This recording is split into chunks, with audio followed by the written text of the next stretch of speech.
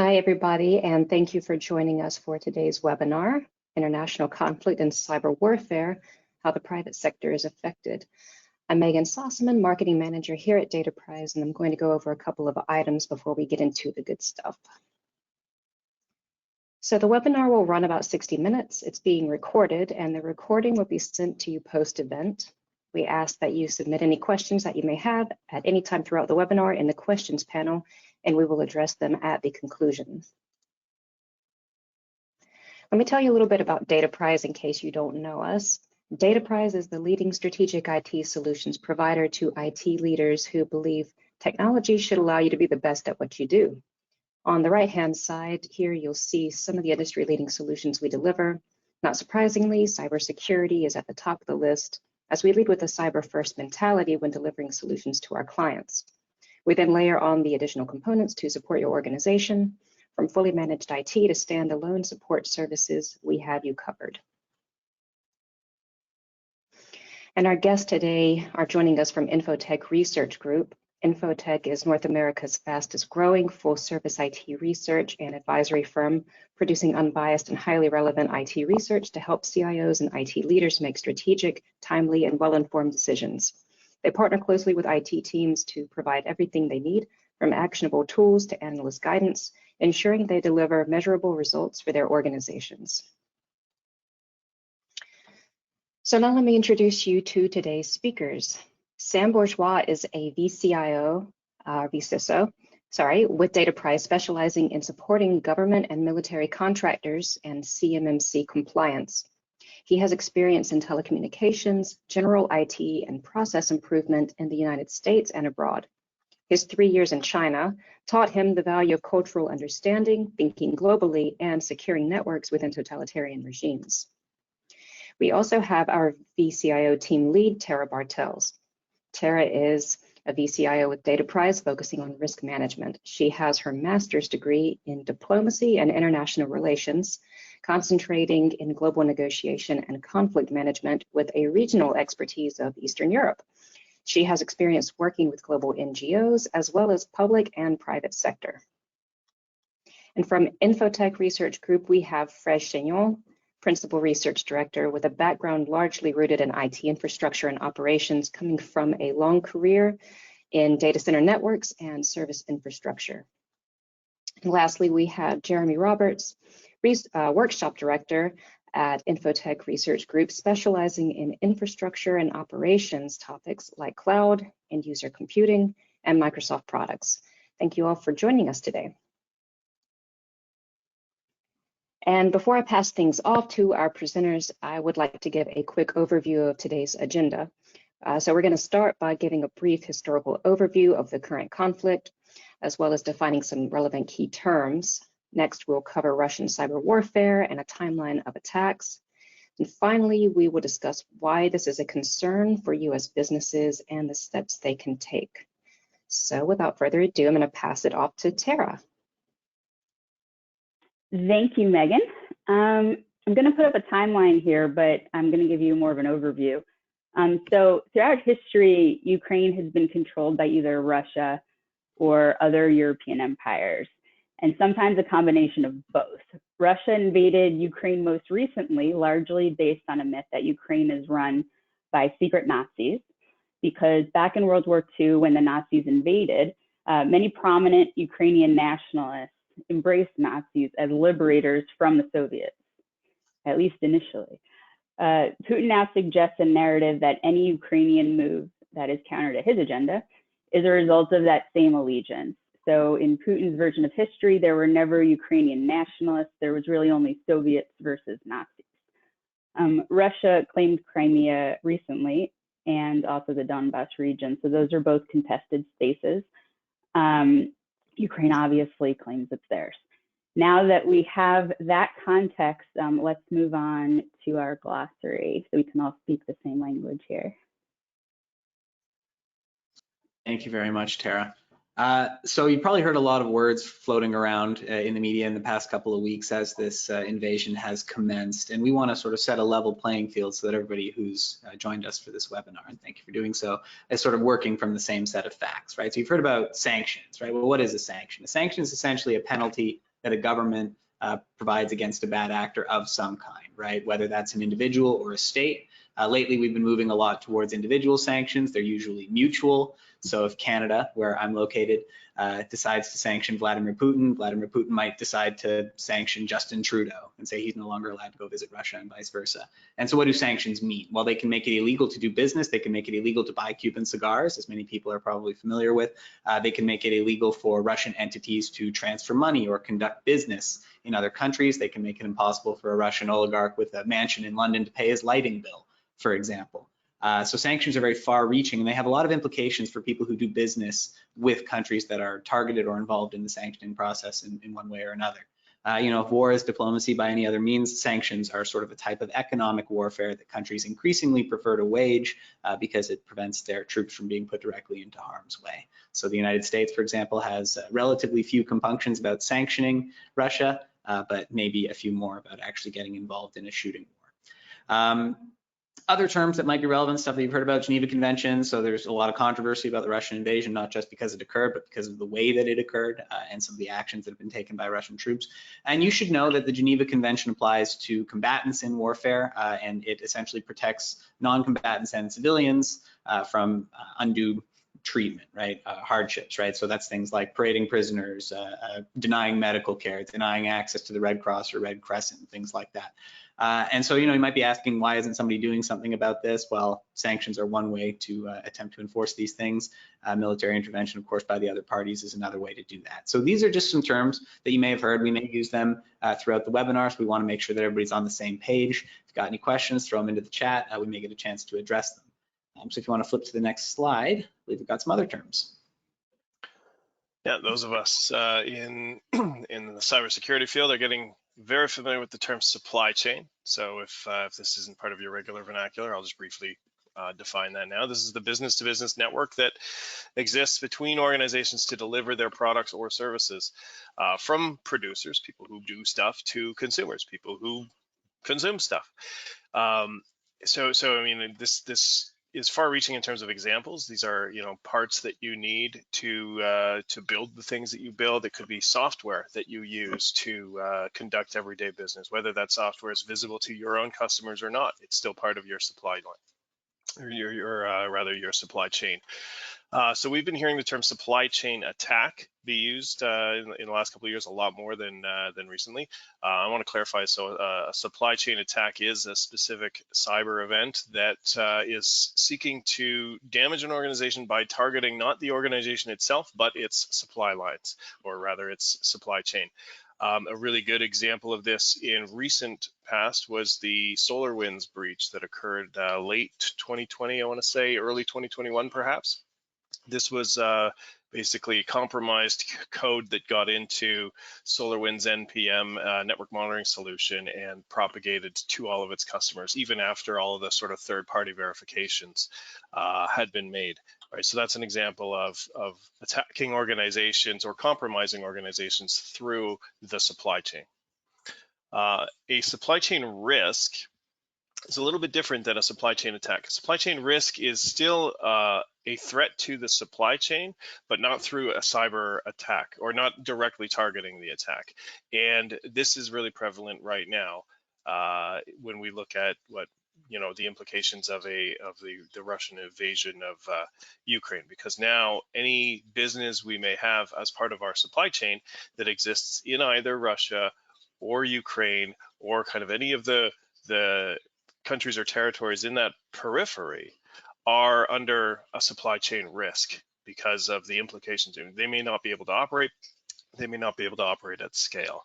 One example we have here on the screen is Kaspersky Lab, right? A well-known antivirus, anti-malware vendor operating out of Russia.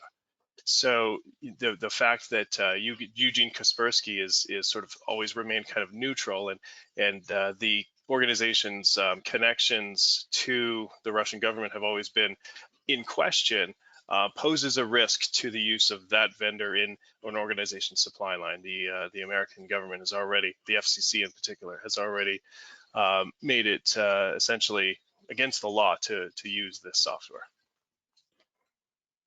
Yeah, it's a it's an interesting conversation, Fred. You know, I remember my time in China when I didn't realize the footprint that we had, you know, from the Chinese multinationals, the footprint that they had in the United States. And we all know about Huawei, but it goes much further than Huawei, obviously. So thinking about attacks, giving you some kind of context, the glossary of the attacks that we're talking about here. And the most common and probably the thing that's on the forefront of everyone's mind right now is ransomware. And so we wanted to provide some context to what is ransomware. Obviously, this is malware. The intent is to encrypt or lock your data or your system, and then to charge you to unlock it. So it's a heist, right? The interesting thing here is that there's two different versions of what people think of when they think of malware. And so we wanted to paint the picture and give you some context in terms of who is just an independent bad actor and who is a more organized threat. Okay, so we've seen ransomware in multiple forms. The most recent, I think, probably everybody is familiar with, is Colonial Pipelines. And that's not attributed to the Russian government. That's not attributed to their version of the CIA or their version of the NSA. It's something different, right? That attack is indicative of the same style of attack that the Russian government will try to attack us with in the U.S. And that is something that that we have to worry about and be concerned about. But both of them are dangers. One of them is government, and one of them is not. In both cases, though, I think it's interesting to point out that it is by all means encouraged and allowed, in my opinion, to have those things happening in Russia. So whether or not it's actually state-sponsored or what we call an APT or an advanced persistent threat, it is somewhat allowed. So let's go through a little timeline here, just to give you some information and give you some background on what we're talking about when we're thinking about the GRU and the Russians. So the GRU is what I was referencing when I said, kind of the Russian version of the CIA, the Russian version of the NSA. There's obviously not a direct correlation. There's not a like-to-like version there. But what I can tell you, what I think is important, is that we do know how they attack. We do know their modus operandi, right? We know that there are commonalities, signatures, and patterns to what they're doing.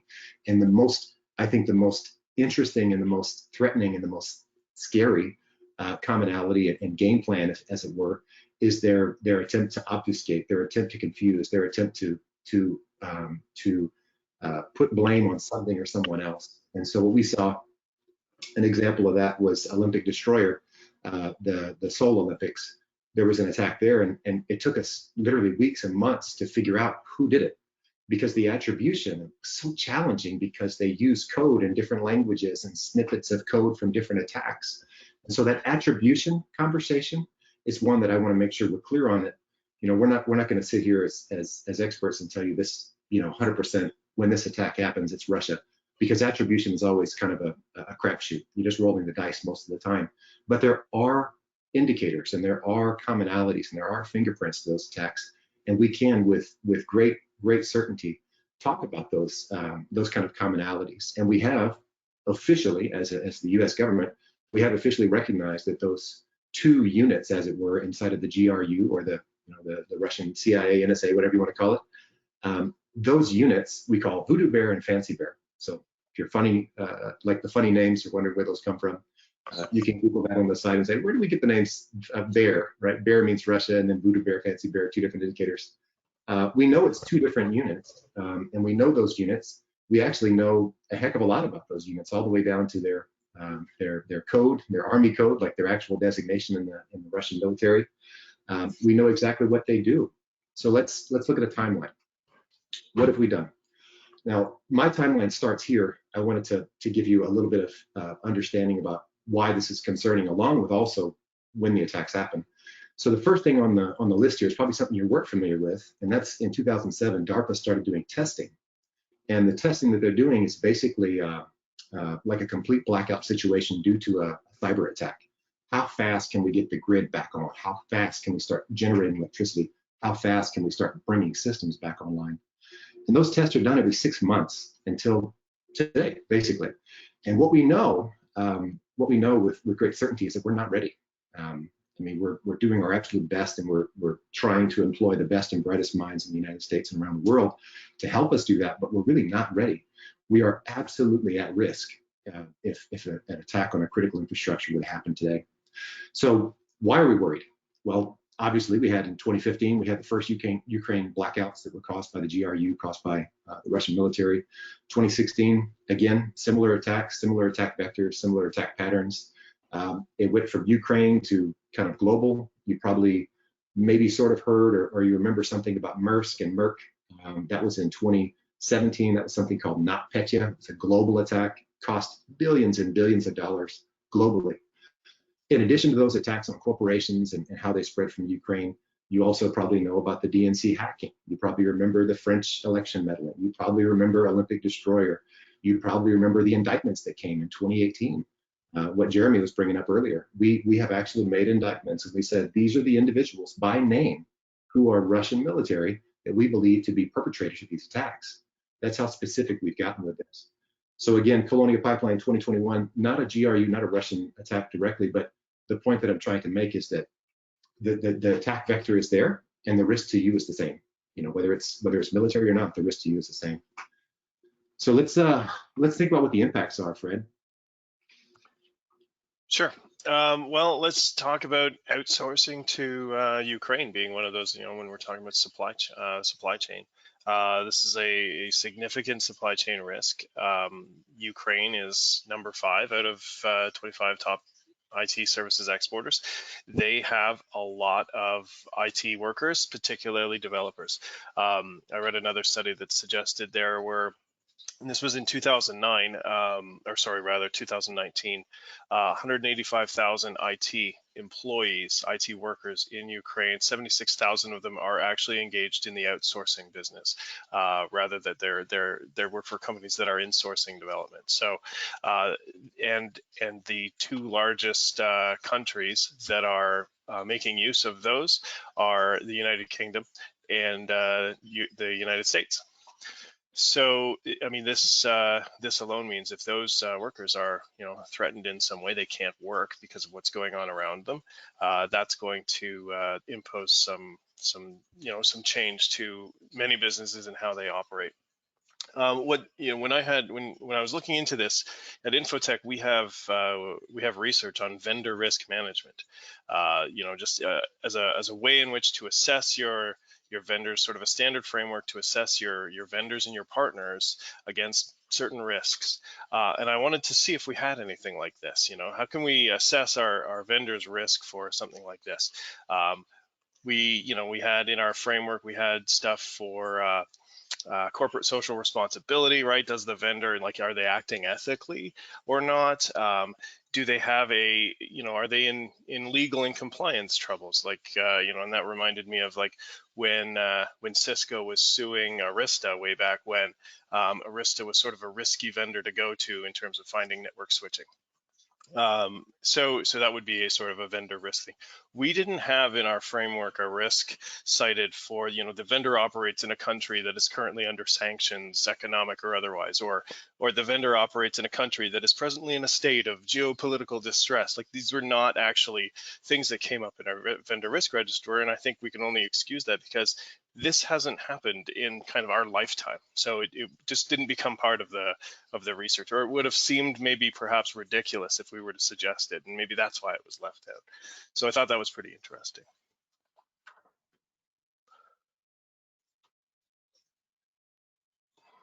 So here we have some statistics on how cyber attacks are increasing. Jeremy, did you have any more information on this? I just wanted to sort of weigh in on sort of the outsourcing piece, if we could flip back a slide, and think a little bit about sort of why Ukraine is such an attractive target for outsourcing, right? There's basic stuff like time zones, right? That's really big. So if you're a Western European country, I mean, I believe Lviv in Western Ukraine is about 10 hours by car from Berlin, right? That's close. That's not offshoring, that's nearshoring. Right, and that's very attractive, and it's a very Western European style country in a lot of ways, despite being Eastern European. So there's some cultural affinity there. Since 2014, you guys might recall the big protest that ousted the president of Ukraine in 2014, the Euromaidan. That was all about sort of pivoting towards Europe, right? And a big part of that is sort of the source of this conflict. So the fact that Ukraine is becoming such an attractive destination for outsourcing is a big part of the reason that the Russians felt the need to actually invade it. Right? So that's an interesting piece, right, that I think is sometimes overlooked, is that part of the reason we want to do business with Ukraine is because it is sort of pivoting away from the Russian sphere of influence, and that's unattractive to the Russians, who see that as sort of being an erosion of their regional power. And so I just wanted to bring that up sort of from the regional power dynamic perspective. If we flip over to the next slide, I can talk about some of these statistics if you'd like. So we're seeing lots of attacks on Ukraine's government and military sector. I mean, in some cases, they're not necessarily all that sophisticated. They're just DDoSing or whatever, trying to bring down services. But it's a new plane in warfare. Is the cyber realm. You know, we heard about it in the 1980s with the movie War Games or whatever, and it's only grown exponentially from there. So for every shell that's fired, everything that you hear about on the news, there's something else happening, whether it's an attempt to bring down the power grid, or to hack a government website, or to use a deep fake of the president to try and convince Ukrainian troops to surrender. Right? There's a wide variety of technology-based, sort of metaverse-enabled cyber warfare things that people are trying that are new. You know, they call this the first TikTok war, because it's being broadcast and it's being fought in the digital realm, and in a way that we've never historically seen, even in relatively modern conflict like Iraq and Afghanistan. Russia, of course, has been subject to increases in cyber attacks as well, 4%, a little bit of a blip. Sometimes that's just hacktivist collectives, right, who are taking it upon themselves. They're morally outraged, and they are doing things like attacking Russian TV networks and showing footage of the Ukrainian invasion and saying what you're being told is false. Phishing emails, in East Slavic languages increased by 7 times. I mean, that just shows that there are more hackers out there who are putting feelers out and attempting to cause great disruption in this period of already great disruption, right? And so what does this mean for you as a business owner, a business operator who might not be directly involved in the conflict? I mean, you can expect there to be some increased activity in this space. Inhibitions have been lowered. The threat of U.S. sanctions against Russia for this type of behavior is obviously not as prominent now, because a lot of those sanctions have already been leveled. McDonald's has closed. A lot of the economic damage has been done already. So you can expect there to be less to lose for those perpetrators of these attacks. So these are things to think about, certainly. Sam, did you want to mention anything about these statistics as well? No, I just my heart goes out to to the individuals. Like, this is not just a computer program thing, right? These are individuals that are in significant harm's way, and my heart goes out to them. And it's a challenge for us to do business, and it's scary for us to do business, and there's risks out there. But I also think about the humanity, right? The fact that there are people on the ground. Yeah. Yeah, absolutely. When the power goes out, right, that's somebody who can't cook. That's somebody who's in the dark. That's somebody who doesn't know what's happening in their city or town. That's somebody who's experiencing the type of disruption that we haven't seen in Europe really since the Second World War, or at least in the mid-90s with the Balkans, right? So it's hugely unprecedented, and this is just another way for people to inflict harm on each other, and it's very sad in that regard as well. So thank you for bringing that up, because sometimes you're right, we do forget because we're sitting behind a computer screen.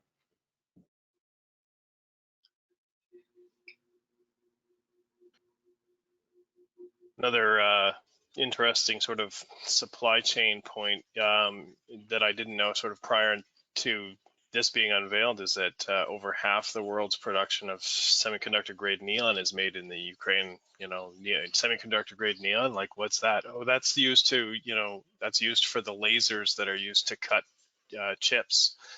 And half of that is coming from 2 particular organizations, Ingus and Cryoin, in Ukraine. One of the business development directors from Cryoin said that they've completely shut down operation, and she had suggested they can't. If they were to restart, at the end of March, they'd probably be okay.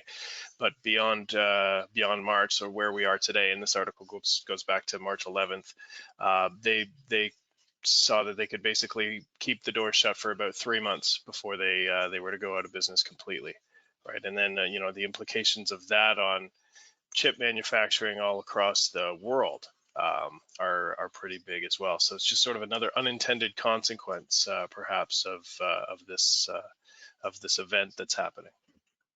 Yeah, I mean, we don't need any more delays, right? Like we've we're now post-pandemic, and we think we're on the other end of this, right? And we have still, if you're buying security cameras, if you're buying laptops, if you're buying specialty equipment, we're still having so much trouble. And so for you who are watching this, I'm sure you're having your own share of issues.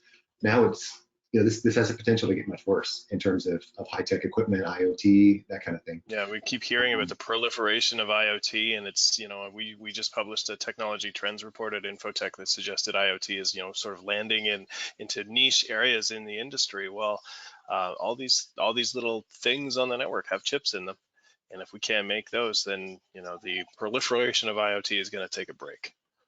Right. Well, why am I worried? I guess is a good question. Why should you be worried? I think a great way to summarize this, I just put a couple of letters on the screen for you here. Let's talk about it though. I think in the U.S. and I think in the way that I've been, the way that I've been kind of raised, and then in my career, et cetera, a lot of times what I feel like I'm focused on, what I feel like a lot of businesses are focused on, is that mean time between failure. It's about protecting ourselves the best we can, and we know attacks are going to happen. It's not a win. It's not an if, it's a win. And that whole conversation, I feel like, is really kind of founded in this whole mean time between failure concept. Let's extend that time. And so we're really focused on that. And that's great. That's great to protect and to extend that mean time between failure, mean time between attack. But we also have to think about this conceptually from the perspective of the Ukrainians. So they've had their power shut off. They've had these attacks on the critical infrastructure for so many years that this is something that becomes not commonplace, certainly, but something that they know what to do and they know how to react. Let me give you a real example. In an industry like, for example, power generation or plants or hydroelectric, we have a very sophisticated, very modern, automated approach to those kind of things. My father and my stepfather both worked in the petrochemical industries on the Gulf states, and it's very sophisticated, it's very modern, very automated in comparison to the Ukraine, for example. And that's great, that's fine, until somebody takes over and shuts down all those little microcomputers that are turning valves and moving things and running things and connecting things and measuring things. When those little microcomputers are shut down or wiped or encrypted or whatever the case is, whatever the attack is, that's very difficult to overcome. In the Ukraine, just by contrast, perhaps the equipment is a little bit older, a little bit more, a little bit more analog, a little simpler. There's still an opportunity to go flip switches. There's still an opportunity to call people and say, get in your truck and go turn this thing on. Get in your truck and go move this thing, turn this switch, crank this thing, move this dial, measure it physically with your hand. That's not something that's very common in the US. And so we can't even trust our equipment. We can't even trust our gauges to tell us what pressure or temperature is if all those things are so heavily automated and they're so rich in computers and dials and things like that. So I feel like that's why I'm worried about that. If anybody else has anything they want to add, jump in. I'm going to kind of go to the next one here. The next, thing that kind of concerns me again is not just that automation, but the dependency that we have on it. So Tara, what can you give us there to fill that in? No, absolutely. No, I think you covered the automation aspect perfectly. So I'm just going to move on to how we define cyber war and cyber terror, and why does it matter, right? Well, it matters. So the U.S. federal government constitutes an attack on critical infrastructure or its supply chain an act of war, right? That makes sense. Well, if part of our infrastructure is rendered inoperable, does it matter if it was through missiles or cyber attacks, right? The government does define cyber attacks on critical infrastructure, the government or its supply chain, act of terror or war. So they do account for that. Okay, so why is that a problem? Well, in the business world, we know that a lot of insurers have exclusions for acts of war or terror. So with the rise of cyber insurance, we've come in this, very untested space, highly contested rather, where if we do agree that those are acts of war, then how does that impact the way that businesses are going to recover? Are these insurers going to be paying out on these claims? Or do we accept that now cyber attacks just shut down a business? So these are working their way through the courts, because there is this really critical overlap between what we consider acts of war and terror, and also how businesses operate and the money it takes to come back from something like that, and the mass expense that it also puts on the insurers and underwriters. Don't get me wrong. So in terms of the way that those things are defined and the fully automated nature of our infrastructure that Sam was speaking to before, it all kind of just speaks to the fact that there's still unresolved issues, and that the issues aren't just technical, but there's unresolved issues related to the way that we behave and function, kind of absent technology, and the way that we define things through policy, and my favorite topic, governance. So in any case, I think we're going to move on to the next step. Yeah. That's looking for advice. Do you have any advice to kick it off, Tara? What's advice you would give to your clients? Well, the advice that I would give to my clients, and the advice that I give them today, is don't think of this as a war that is occurring over there, someplace other, where you're not going to be impacted, and you're hoping someone else is taking care of it. You know, yes, you are potentially very lucky and you're home and you're safe, and you know, God bless you for that. But the attacks and the digital bullets, so to speak, extend way into the business sphere, where it touches your vendors in the way that Fred was talking about before, Kaspersky, right? That's your software. That's antivirus software. You'd never really think, hey, wait a second, what does that have to do with this? So it's to be cognizant of who your vendors are, and to be cognizant, if you are in a targeted industry, what the value would be of you being offline to, you know, an adversarial country, right? If there's value to your business and your service being out of commission, then I think, yes, then that is a focus that you need to give it. And who doesn't that not, you know, describe, by the way? So in any case, so that's mine. If you're going to put me on the spot, Sam, but now you have to do the rest of these. Thank you. Yeah. And it begs the question: am I a critical industry? What's the definition with that? Who can That's I turn exactly to? Right. That's exactly right. Thinking of the supply chain thing all over again, you may yourself not be a critical industry, but you may serve one.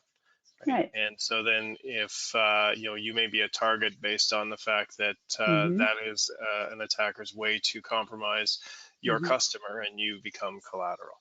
That's right. Yeah. No, that's a tremendous point, and that's exactly kind of the way that, you know, Kaspersky was really able to, well, it's how they got to be where they are. In other words.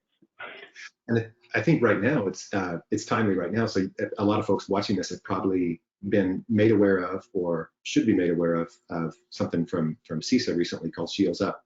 And so if you just want to pop that in the old search engine, you can probably find out real quick which one of the 16 industries or 16 market fields you might be a part of or might serve, that are, you know, lots and lots of talk about heightened security there. In fact, right before we started this call, the FBI just posted via CISA awareness for phishing campaigns directed at election officials in several states. And so, what do they say to do about that? And this is kind of a summary from them, but it's all of our input as well. I think you'll find that these bullets hit home, and you probably heard many times. So here's where I would start on this slide. Don't hesitate. Whatever it is you were planning on doing. There's this thing you were backburnering. There's this thing you were trying to find budget for. There's this thing you were thinking about doing, but it's too hard. There's this program you wanted to implement, but you didn't have time to hire. Whatever that thing is in terms of security and securing your network, securing your people, securing your infrastructure, do it now. Like, don't wait, just do it. This is the opportunity. People are watching, people are listening. The board is watching, the board is listening. Whoever your customers are watching and listening, what's happening in the world, take advantage of that. Use that momentum, use that chatter, use that buzz to push something forward that you've been waiting to do or couldn't get the funding for. It's false to believe, you know, that because you have a managed service provider that you outsource to, your cyber needs are met, and it's not something you need to think about again. Because businesses tend to forget that it's their inputs that so much direct where this is. If I have a customer that chooses Kaspersky, right, there's things that businesses do that expose them to more risk than they really need to be. So risk management has to be such a strong function, and not to operate under the assumption that because you have, you know, a US-based AV antivirus, or because you have, you know, a managed service provider that you know, now you're good. No, risk management's the function that you really need to be focusing on for sure. Yeah, Tara, I want to jump in really quick there and say, I mean, I really like all the advice that's up here, right? Like MFA is great. If you don't have this turned on, just turn it on, right? Like it's some users might be upset with you, but like I agree that now is a really good time to take advantage of increased awareness of these issues to roll some stuff out. So definitely I advise doing that. Another thing is, you know, Fred and I, we speak to a lot of different members of our research group. And one of the things we like to position is IT as being a strategic partner, right? So you guys aren't just the mechanics who work in the basement and follow instructions and don't apply any critical thought. We want to apply some critical thought, and we want to think, what are the implications of this conflict more broadly for the nature of our business and how that would impact how we, you know, facilitate, access to the network or particular resources, or, you know, if you're a technology-focused company, your product. And one of the things that really struck me, I spent a lot of time thinking about this, is after 1990, we were a very open world, right? Like walls were coming down, sometimes literally. Markets were opening. Companies were really excited to take advantage of this new market space, you know, bring new people into the fold, increase, you know, the size of the tide, lift all the boats, and so on. You know, you've probably seen footage of the Berlin Wall coming down, or the first McDonald's opening in Moscow, or the last premier of the Soviet Union, Mikhail Gorbachev, actually appearing in a Pizza Hut commercial. That did happen. You can look that up on YouTube. It's there. So it was a very different time. And now what's happening, and a columnist in the New York Times, Paul Krugman, he argued this very articulately, I think. This is an inflection point, right? We globalized a lot. We decided to be one world where countries didn't invade their neighbors.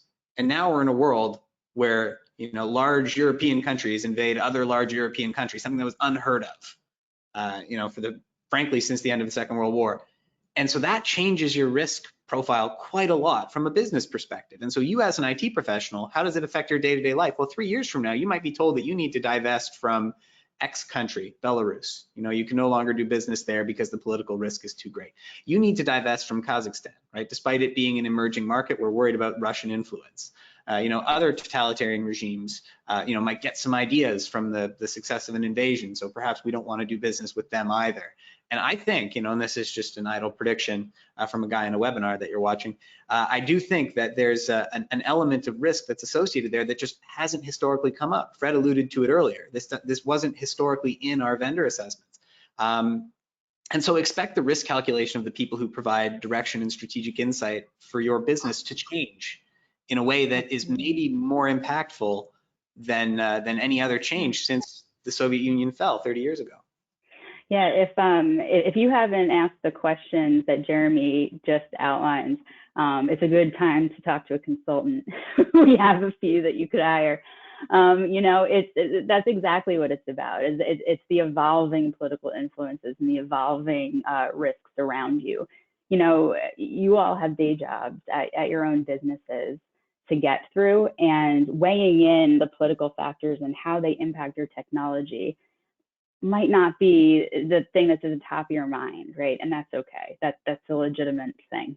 So but you do need to at least be aware of it and brought up to speed by people that do have the time and the skill to be able to help you weigh in that risk. And that's where we would really come in and be able to help you with that. Yeah, that's what I was going to follow up with what you said earlier, Tara, where, you know, and we talked to a lot of outsources on both sides of the partnership, right? The business and its IT partner. And we say to both of them, you know, when it comes to that partnership, what's outsourced is the responsibility, but the accountability is not outsourced at all, right? So the accountability to know what's going to happen or to know how it impacts you, that still sits with the end business. And if the business owner, the executive director is unsure about how to act in that accountability, that's okay. Call the people who are responsible for advice.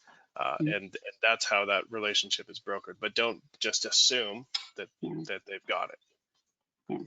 Yeah, I really like how you brought up managed service providers, Tara, because that shared responsibility matrix it's also a shared risk matrix, right? And you have to understand where those risks are, and to do that, you have to ask lots of detailed questions, and you have to you have to take on that accountability and say, ultimately this is my organization, this is my risk, this is my business, regardless of what I'm being told. Sometimes you got to dig a little deeper. So I appreciate you bringing that up as well. Seems like risk management is always the foundation of security, the foundation of IT security, certainly, but it's something that just not done very well, really very often, right? And it's challenging, the management of that. When you think about risk, I think we have to remember that when the nature of combat changes, the nature of the combatants changes as well. So for a lot of organizations that are in the finance space, that are in the sort of general technology space, that are in the aerospace space, especially, and of course in the defense industry, I mean, they're combatants in this war. Whether or not they are in Russia or Ukraine, the world has sort of fallen into a couple of different camps, and pretty much everybody is in one of them. And the front is no longer defined by a geographic line in the ground in a country somewhere. It's everywhere. It's all around us. And with cloud services and broad network access, it's totally different. So that risk management piece that you had alluded to, Sam, the calculation has to fundamentally change to account for the fact that who is a combatant in war is, I mean, the answer to that question is different now than it was even 20 years ago. I can't imagine, for example, I can't imagine Maersk accounting for or thinking about the risk of using, some obscure Ukrainian accounting software, and that being the target of an attack that led to a global catastrophe in the billions and billions of dollars. So yeah, I agree with that completely. I want everyone if you're a small to mid-sized business right now and you're listening, I want you to think for a moment of a time where you either bought a piece of software or were using a piece of software that was the cheapest available versus the best available. Or maybe you'd never heard of it before, but let's just do it, right? That's exactly where the vulnerabilities start, right? By it's having that kind of, malaise around it, and not really knowing that, what the problem could be with that. Maybe it's a little off, but how, right? Well, these are all the things, right? This all kind of plays into that. So there's, sorry, I don't have a way to finish that one, but. It's essentially vendor risk management, the invisible bullet on this slide. All right. Yes. Yes. Vendor risk. Well, in the light of the latest FBI post today, just sharing that if it's not something you've seen, some advice there was just kind of working backwards up, just kind of narrowing down, laser focused, control and mark emails. Some advice there is you can label external emails. You can really help to cut down on your potential attack surfaces in terms of phishing emails and things like that, just by labeling emails and finding ways to control those emails, doing some DLP policies, things like that. Updating and patching, reviewing logs regularly. Review your insurance policies. Tara touched on that one, and we talked about that several times. Understand what your force majeure clauses are. Understand what's covered. Understand what's not covered. Ask those hard questions. Training, awareness, and testing of your staff is critical. And I would add to that one, not just your staff, but kind of in the vein of what you've been talking about, Fred, is test your vendors as well, test your partners as well. Why not, right? Include them in that process. And then MFA, just like Jeremy said, turn that on. What are you waiting for? Let's do it. I mean, it doesn't have to be painful. It doesn't have to be. So I'd say, and my other piece of advice would be to inquire as to where infrastructure is that your providers use, right? You may have a company that is, based in Poland and in totally safe space area, but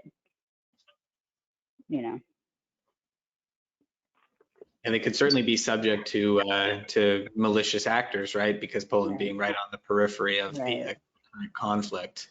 And again, I think that comes back to that point that there's a lot more combatants than there historically have been, and you might not see yourself as being in the crosshairs, but there's somebody out there who's just, you know, slinging stuff at the wall and seeing what sticks, and it might be to you, and you don't want it to be, right? I've heard it, Jeremy, I've heard it summarized as this. I've heard that we're in a world of many to many. You know, and used to be there was a monopoly on violence, a monopoly on information to the state. That was the whole point. The reason we're in the state is there's a monopoly on violence, and they control it, they protect us, et cetera. But now we're kind of in this new place where there's a real opportunity for many to many.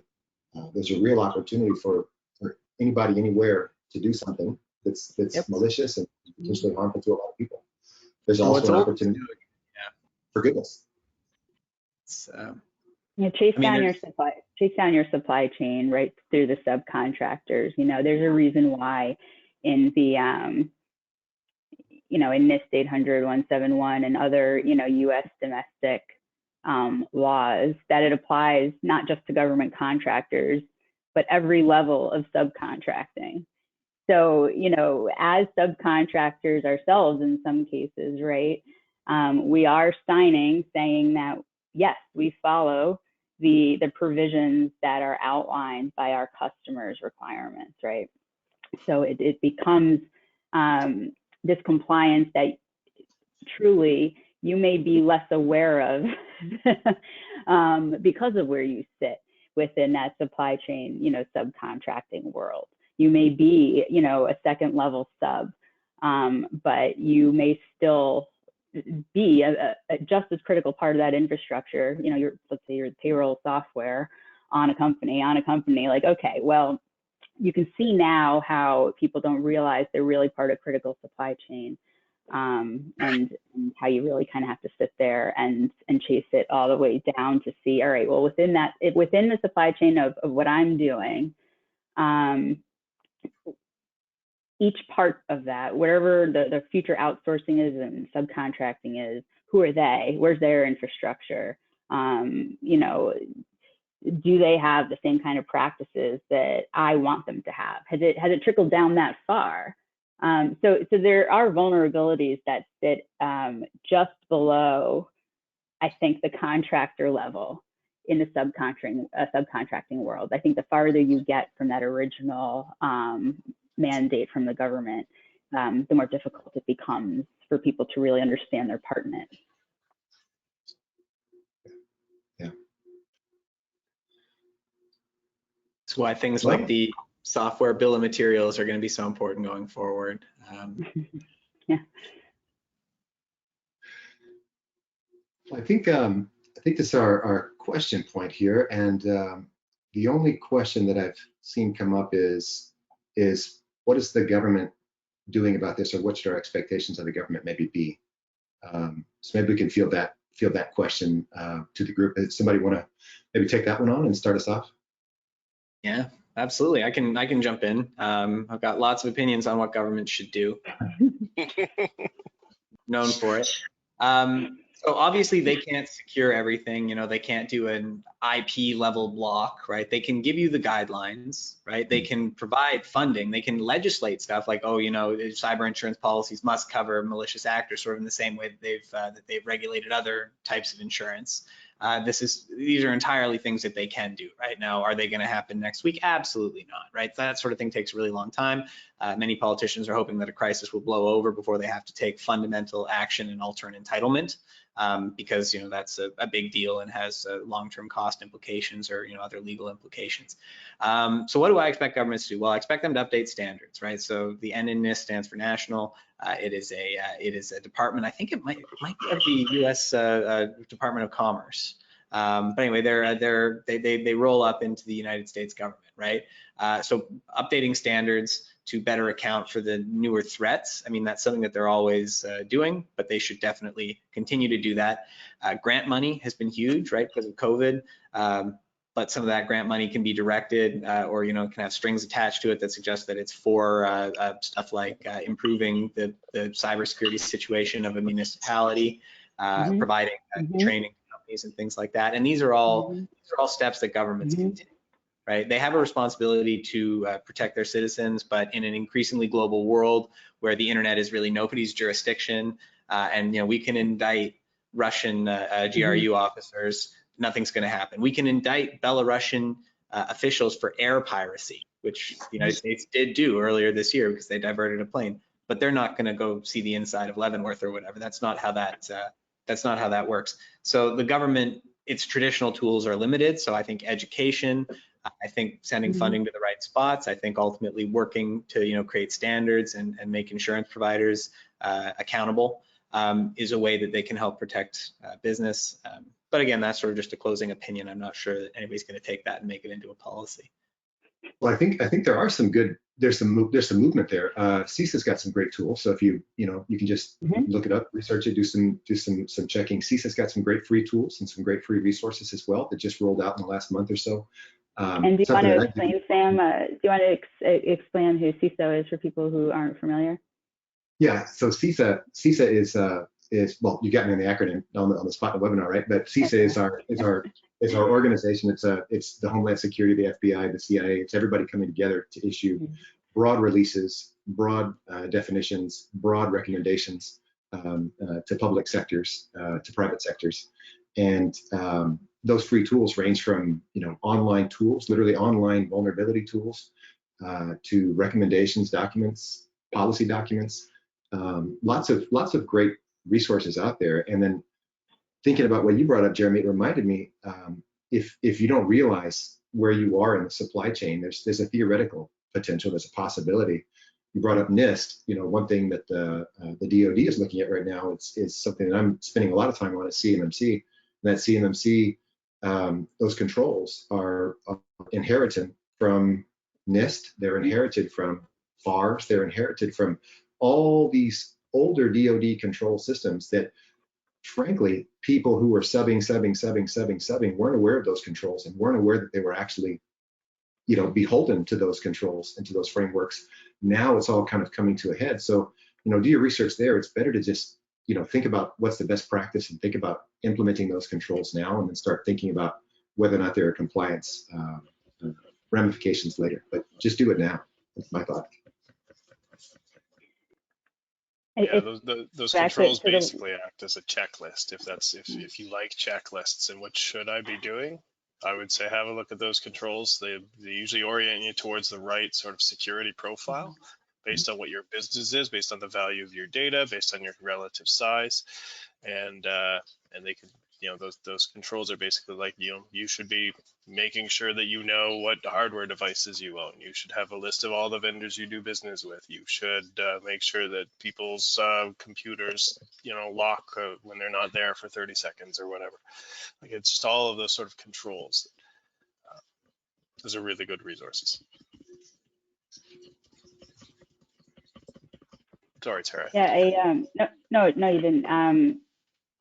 I think one of the big parts is, going back to the way that governments can kind of help, is really the public-private partnership that's kind of required, and that we're seeing happen in almost real time around us, which is unprecedented how quickly, right? And an example would be Microsoft's role in all of this, right?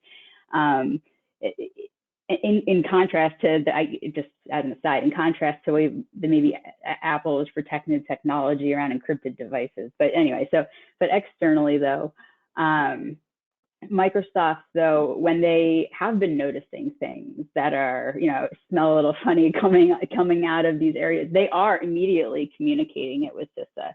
That's not something in the past that you would have necessarily have noticed.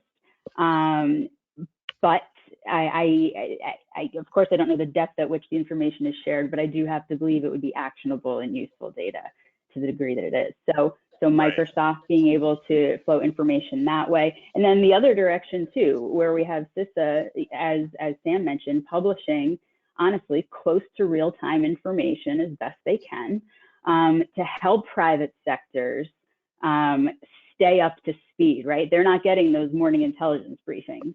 So if they're making an announcement that, hey guys, Adobe has a 0-day vulnerability, like, okay, private sector, now it's on us, right? So that kind of partnership between the two and the exchanging of information in near real time, I think those two components are critical. And that really also depends on a lot of trust in both directions. So, you know, it constantly becomes a risk-benefit analysis as time goes on. The public-private partnership is interesting because it is unprecedented. You know, in a very different way that we've talked about with Kaspersky already. Kaspersky's, you know, again, very neutral. I hope everything's going to just be hunky-dory and we're not, you know, going to pick a side or whatever. Microsoft has chosen a side. Microsoft has walked into the government offices and said, here's some information. How can we help further? I mean, that wasn't a direct quote, but that's pretty much what's going on. That makes them a potential target as well. Right. So again, back to vendor risk management. I mean, we're all using Microsoft. I don't even have to ask. Right. Everyone's using Microsoft in some capacity. Well, they're allied. And not too many huge vendors are, but they certainly are, and that's a big one. I wonder if we'll see a return of on-prem infrastructure. Everyone that on-prem it all local again. We'll still be running Windows Server, whatever the year is, et cetera, et cetera. So yeah, and be the ultimate. Now we're going back to Linux. The Azure stack, everybody. So it'll still be Microsoft. Lower margins though. Yeah, they might lose some buying power with the government. No, I don't think so. So I just want to thank everyone for attending today. If there are any questions, of course, at the last minute. All right.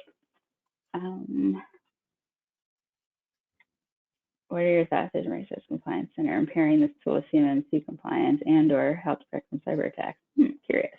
So, Microsoft Compliance Center, if you're not familiar, is really most visible to back-end users, by and large, at your company, depending on your role. But the Compliance Center is this really great, you know, graphical user interface experience where it shows you set against different standards. So you can set it against, you know, 800.171. You can set it against FedRAMP. You can choose what it is.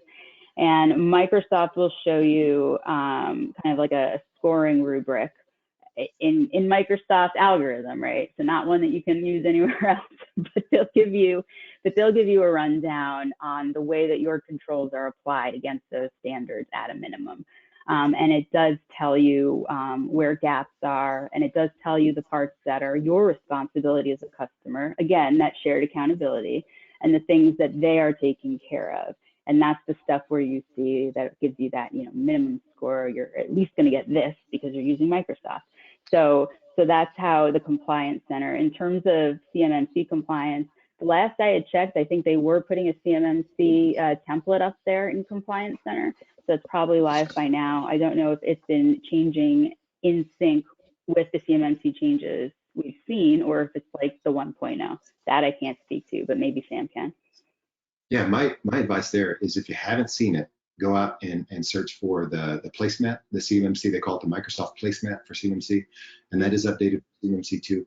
And that's it is a real nifty tool to start digging into the particular settings, configurations, and management management tweaks you can make.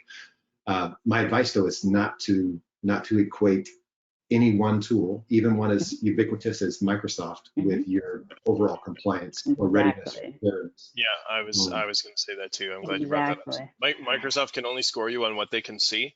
For some organizations, maybe everything they do exists within their Microsoft 365 tenant. For many organizations, that's not the case, right? So if it's not, you know, in your OneDrive or SharePoint or in Teams somewhere, they can't see it and therefore can't score it, and you may be out of compliance. So it could provide a false sense of security, but it is generally, because of the way we all use 365, it's a pretty good barometer. It's the start of a great conversation with an advisor, I think.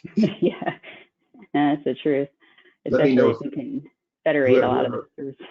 Whoever asked that question, feel free to let me know, and I can try to answer that offline. But yeah, it's a big question, loaded question, right? And if it helps protect from cyber attacks, I mean, the Compliance Center product directly is kind of a function. You know, it's a delivery of a function. So if you are doing the things that it is suggesting you do, then yes, by virtue of that, you are helping yourself protect against cyber attacks. But I wouldn't say it's because of the Compliance Center directly. I know we're at the end of the hour here, so I wanted to thank everybody for attending, and thank you to our wonderful colleagues that joined us today, Jeremy, Sam, Fred. None of you guys know this that might be attending, but we talk about this stuff all the time together. It's a nerdy group. So if you do have any questions following this, we do invite you to reach out to the Dataprise side, and we'll involve InfoTech if you really beg us. So thanks for everything, and yeah, please reach out. Pleasure to be here. Thank you. Thanks. Thank you, Tara. Stay safe. Fred. Bye, guys.